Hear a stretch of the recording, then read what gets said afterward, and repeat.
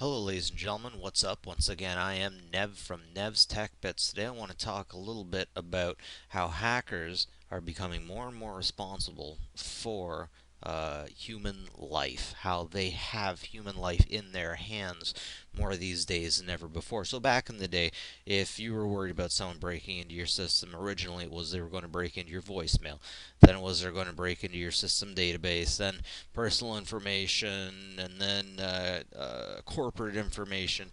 But we have started to come down to the point where clearly and blatantly hackers are in charge of our lives and hackers hold our lives in their hands. And the first place that we've seen this was the WannaCry virus. The WannaCry virus, of course, was that virus that went through and encrypted everything on certain systems using the double pulsar that was leaked by the or leaked through the NSA. This was a bunch of tools that the Equation Group had given out. These were old tools. So we don't even know what these guys are using these days. Anyways, this crypto virus used something the NSA decided to keep and not give out to everybody so Windows could patch it. And people didn't patch it quick enough, and Windows XP never patches it. Anyways, ultimately, because of that, we ran into an issue where the hospitals were down in, just want to say England, somewhere in the UK, some big country in the UK, and we had doctors on Reddit saying that people are going to die because of that, and that really struck me as a computer guy, as a guy who likes to dabble in hacking every now and then, white hat, of course. And then I came across this just recently. 465,000 patients need software updates for their hackable pacemakers. So the idea that someone would hack this is unthinkable, even as far as black hat hackers are concerned.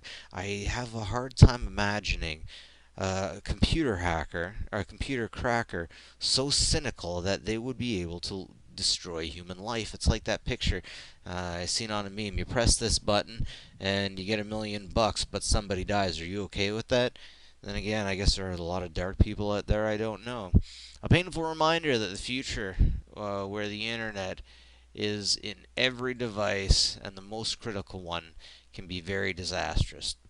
So have you guys seen that new movie Ghost in the Shell? I don't know what the live action one was about, but the manga was ultimately about how much of your body can you lose before you lose your spirit and you lose your soul.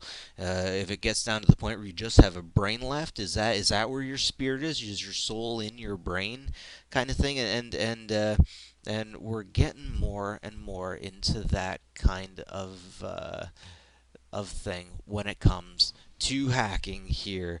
At what point? At what point are we not going to be able to hack this stuff anymore? At what point is it going to be not only making us bad people by the choices we make it by, but being a totally horrible, disgusting human and like a soulless person. Sorry, I think there's a big difference between hacking someone's personal information and hacking their pacemaker. When if you're hacking their personal information or if you're taking their life, that's just putting things on such a different level, on such a drastically crazy different level. As a computer guy, it really upsets me to think that there are some people out there that would use information in order to take lives. I'm sure they're out there, but honestly, I don't think I know any of them. Anyways, patching has long become one of the most tedious chores for those who want to keep their electronic devices secure and up to date. Sometimes patches require a restart, distributing or disturbing your workflow. Sometimes patches screw up the software, making it unusable. We've all had that happen before. These are just some of the reasons why users normally dread patches. Now imagine you had to patch the thing that keeps you alive. So I have a daughter that has a cochlear implant. You can't really kill anybody with something like that, but you could definitely give them a pretty big headache. And just the thought of someone invading somebody else's body, that's like, geez, you know what? That's pretty much just like rape. I definitely think it needs to be treated on a totally different scale than hacking someone's computer, someone's personal information.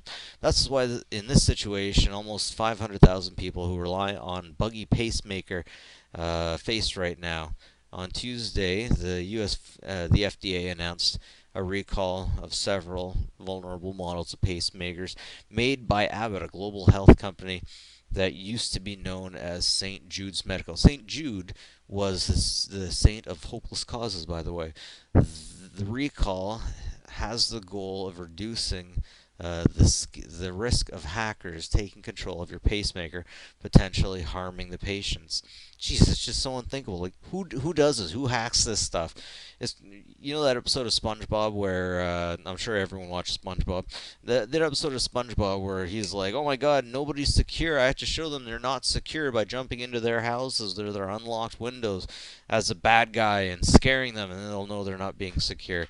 I almost feel like something like that has happened here. But you know what? If we get to the point where if we get to the point where governments aren't going to be telling us big things, where governments, like, all the information the NSA has kept behind, they must know about this, and would they use it, and would they stop somebody's heart for king and country, for the president and the country? Geez, that's some pretty scary stuff. It's just really concerning, man. I mean, the ability to shut somebody's heart off, the ability to stop them from living through a keyboard, that's next level stuff. It just blows my mind. It's disgusting.